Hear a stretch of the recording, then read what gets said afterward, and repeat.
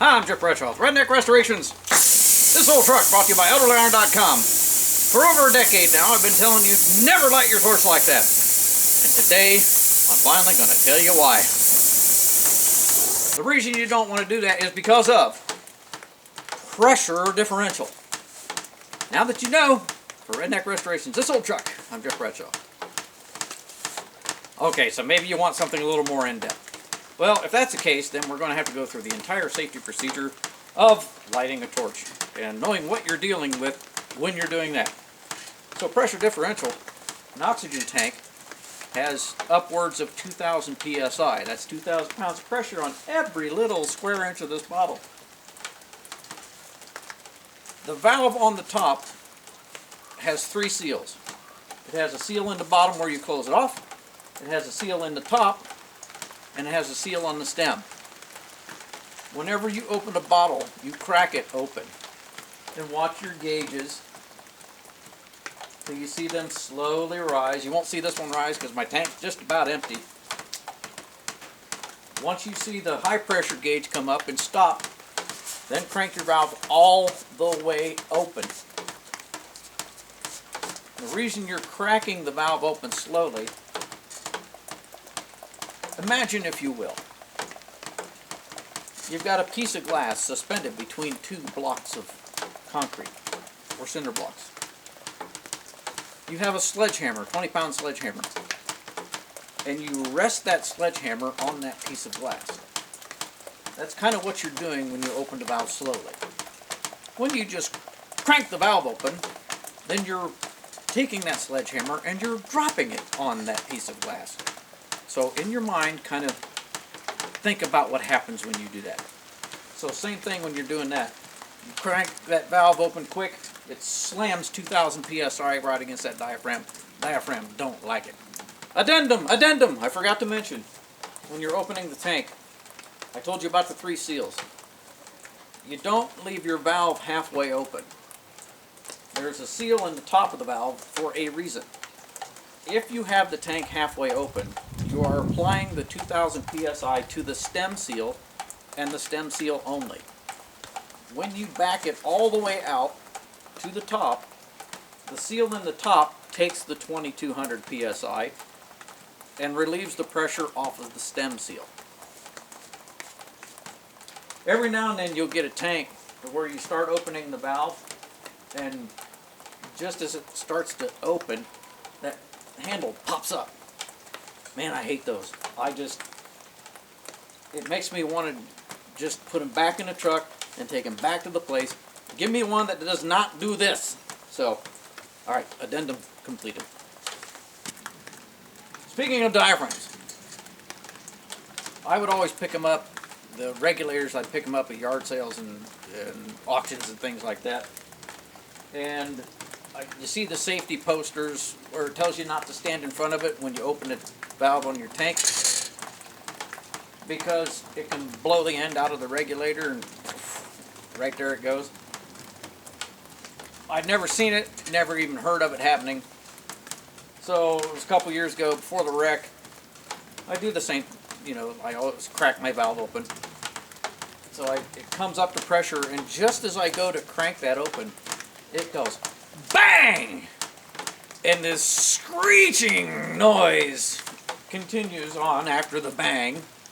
It'll scare the bejeebers out of you. So, took that one off, threw it in the scrap bin, went and got another one, stuck it on there.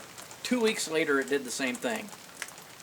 So I took all of my old regulators that I had, because they're brass, and they went and got scrapped. And I went out and bought a new one. I went to Harbor Freight.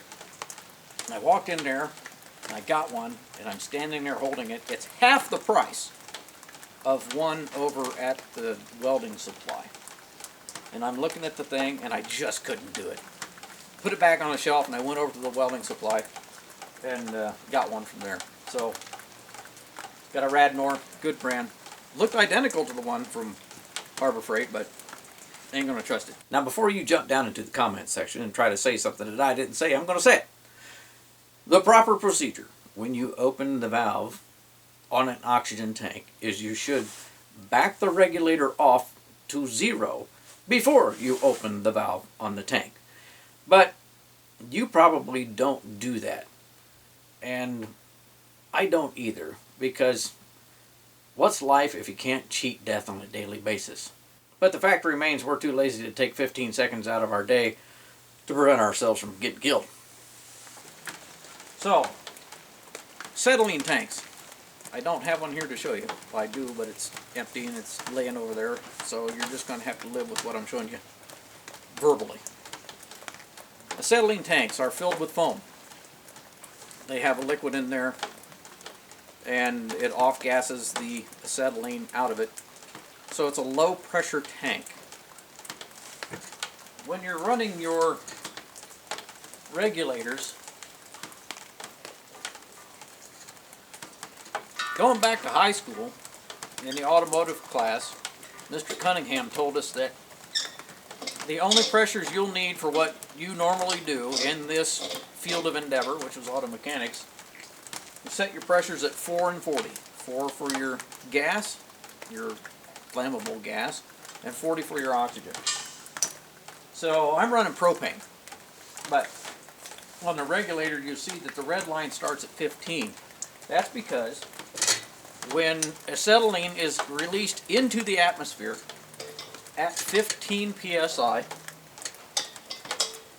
it has the potential to spontaneously ignite. Spontaneous ignition is not a good thing. So, back to pressure differential.